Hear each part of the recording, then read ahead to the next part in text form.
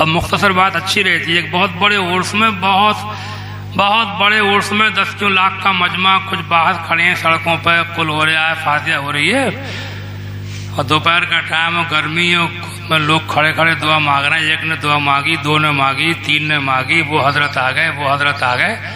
تو کچھ لوگ کھڑے کھڑے دعا کر رہے تھے کہ یا اللہ انہیں دعا ختم کرنے کی توفیق عطا فرما دے. سمجھے نہیں؟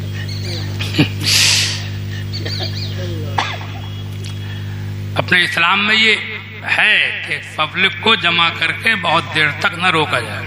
جی جی کوئی بھی کام اکیلے میں کتنا ہی لمبا ذکر کرو. واہ واہ واہ واہ سبحان اللہ. پبلک کو لیے بیٹھے ہو تو دھیان رکھو, یہاں تک کہ جماعت سے نماز پڑھی جائے اس میں بھی امام کے لیے حکم ہے. حضرت معاذ بن جبل رضی اللہ تعالیٰ عنہ نے عشاء کی نماز میں مدینہ شریف میں اپنے محلے میں سورہ بقرہ پڑھ دی تھی پوری. حضور کے صحابی تھے, جیس صحابی یمن کے گورنر رہے حضور کے زمانے میں ہی. وہ محلے کے لوگ حضور کے پاس شکایت کرنے آئے کہ معاذ نے رات سورہ بقرہ پڑھی ہے عشاء میں. حضور خفا ہوئے, فرمایا اے معاذ افتان انت یا معاذ, اے معاذ کیا لوگوں کو آزمائش میں ڈالتے ہو؟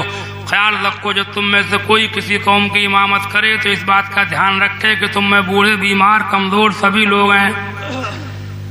ایک بار ایک امام صاحب بہت لمبی دعا مانگتے تھے نماز کے بعد, اور کوئی چلا جائے تو اس کو کھسیاتے تھے, لان تان کرتے تھے, برا بھلا کہتے تھے.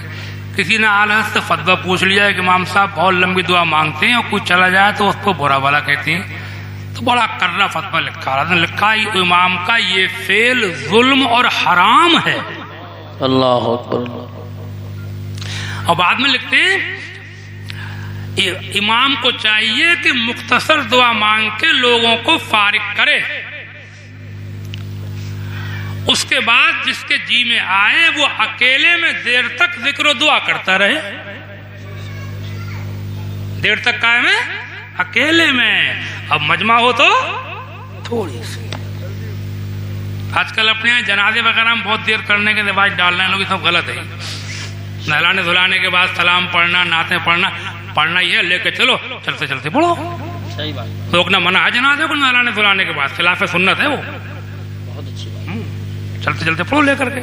نماز جنازہ کے بعد دعا مانگنا بھی خود دعا ہے وہ, لیکن مانگنے کی اجازت دی اعلیٰ حضرت نے. 2-3 جملوں کی پرمیشن دی. اللہم لا تحرمنا اجرہ ولا تفتنا بعدہ واغفر لنا ولہ. ان 3 جملوں کو پوچھا تھا کسی نے کہ اتنا مانگ سکتی ہے, فرمایا اتنی دعا تو جنازہ اٹھاتے اٹھاتے مانگی جا سکتی ہے.